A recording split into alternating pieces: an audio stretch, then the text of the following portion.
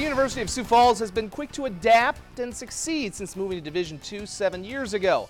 The football and women's basketball programs have each won NSIC titles and gone to the postseason, and this year the men's basketball team thinks it might be their turn to break the playoff ice. The Cougars are home tonight at 7:30 against Mary and again tomorrow against Minot State.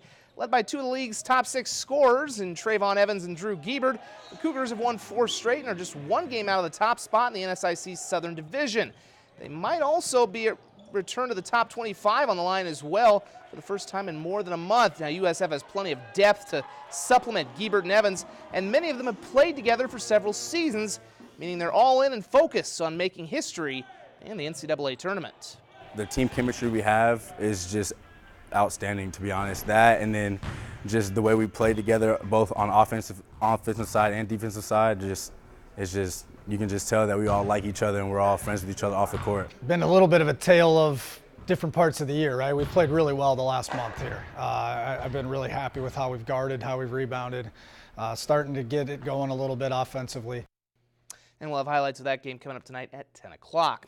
Well, with the majority of their pros living in the sunny South or California, you wouldn't think a stop in Sioux Falls during a snowpocalypse would be the favorite stop on the International Racquetball Tour. To the contrary, Lewis Pro-Am has been a long-time must for pros on the tour before it actually became officially a part of the IRT circuit.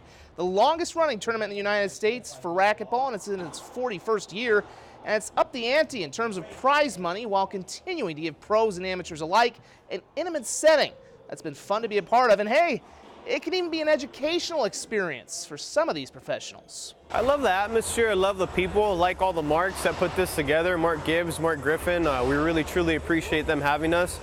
Just the people, it's just a wonderful atmosphere. The only thing I dislike about this tournament would be the weather, because I'm from California and I like the sunny weather, and when it snows, I didn't know what it was. It was the first time I was in this type of weather. To be him.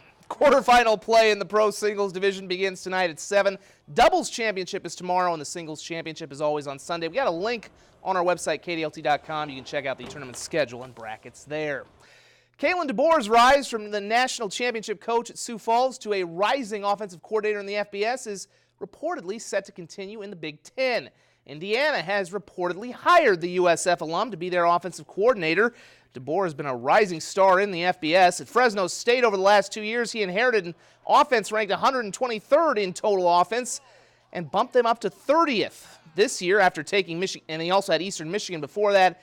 Took them from 123rd to 58th between 2014 and 16. Now, prior to all of this, DeBoer went 67-3 at Sioux Falls in 5 seasons, winning 3 NAIA national championships. And good luck to him as he heads off to the Big Ten. Also, of course, former Augie coach Brad Salem is in the Big Ten as well at Michigan State. Some NSIC basketball stores game underway. Right. My English is fun today. Mary is up on Sioux Falls at half. Augustana leading at Northern. Again, all these games getting in because thankfully everybody busted in before the storm. Minot State leads at SMSU, and a couple of Summit League games tonight. SDSU is at UND, and South Dakota's at Oral Roberts. We'll have all those highlights tonight at 10, hopefully with some better alliteration. We'll be right back in one moment.